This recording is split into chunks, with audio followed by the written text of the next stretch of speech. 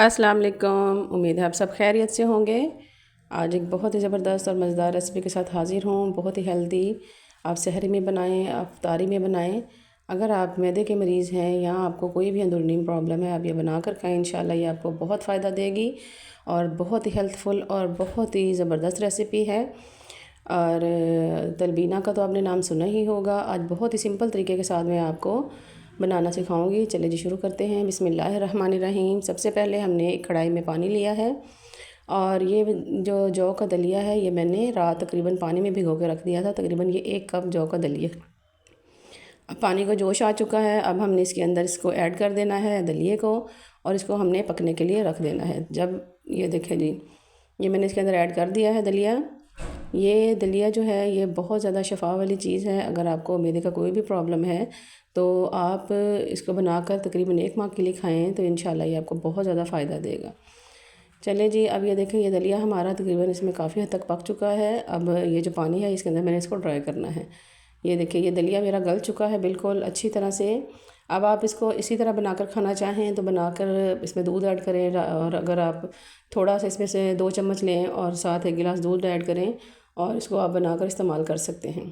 اب یہ دیکھیں جی، یہ جو دلیا میرا بنا ہوا ہے اس میں سے میں نے کچھ نکال لینا ہے اور باقی جو ہے وہ میں اس کے اندر دودھ ایڈ کروں گی۔ اور یہ تقریباً اس کے اندر میں نے 3 گلاس دودھ ایڈ کیا ہے 1 کلو کے قریب، کیونکہ مجھے تھوڑا سا زیادہ بنانا تھا۔ اگر آپ کو تھوڑا بنانا ہے تو آپ 2 چمچ دلیے کے لیں اور 1 گلاس دودھ میں بنا کر آپ ایک ٹائم میں استعمال کر سکتے ہیں۔ یہ دیکھیں جی، یہ میں نے تقریباً 2 گلاس اور اس میں ایڈ کر دیے ہیں 3 گلاس دودھ کے۔ تقریباً 1 kg دودھ ہے، فل فیٹ ملک تھا۔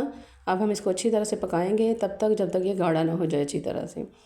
اور اس میں ہم کوئی بھی ایسی ایکسٹرا چیز کچھ بھی نہیں ایڈ کریں گے، صرف اور صرف ہم نے 2 چیزوں سے اس کو بنانا ہے۔ اگر آپ چینی یوز کرنا چاہیں تو کر سکتے ہیں، لیکن میں چینی اس میں یوز نہیں کروں گی، کیونکہ جو کا دلیا تلبینہ جو ہے یہ ویسے ہی شفا ہے، اور اگر ہم اس کو شہد کے ساتھ استعمال کریں گے تو یہ ہمیں ڈبل فائدہ دے گا۔ یہ دیکھیں جی، اب یہ ہمارا جو دلیا ہے تقریباً یہ دودھ کافی حد تک گاڑھا ہو چکا ہے۔ اب ہم نے اس کو مزید اور پکانا ہے تاکہ ہماری جو ایک اچھی سی زبردستی ریسیپی تیار ہو جائے۔ اگر آپ کو میری یہ ریسیپی پسند آئے تو آپ میرے چینل کو لائک کریں، سبسکرائب کریں، شیئر کریں، اور کامنٹ باکس میں مجھے ضرور بتائیے گا کہ آپ کو میری یہ ریسیپی کیسی لگی ہے۔ یہ دیکھیں جی، ہمارا یہ دلیا اچھی طرح سے بالکل ایک گاڑھا سا ہو چکا ہے، اور اگر آپ اس کے اندر ڈرائی فروٹ یوز کرنا چاہیں تو ڈرائی فروٹ کر سکتے ہیں، لیکن میں نے اس کو بالکل سمپل طریقے سے بنایا ہے۔ اور یہ دیکھیں جی، ہمارا تقریباً اس کو ہلکی آنچ پہ اب ہم نے کچھ دیر کے لیے پکانا ہے۔ اب اس کے اندر میں ایک سبز الائچی میش کر کے ایڈ کر رہی ہوں، آپ الائچی پاؤڈر بھی یوز کر سکتے ہیں۔ اب اس کو اچھی طرح سے میں نے اس طرح سے چمچ ہلانا ہے اور تھوڑی دیر کے لیے میں اس کو ڈھکنا لگا کے رکھوں گی تاکہ جو خوشبو ہے الائچی کی وہ اس کے اندر اچھی طرح سے مکس ہو جائے۔ اب میں نے اس کے اندر کوئی چینی ایڈ نہیں کی ہے۔ یہ دیکھیں اب ہم ایک باؤل کے اندر اس کو ایڈ کریں گے۔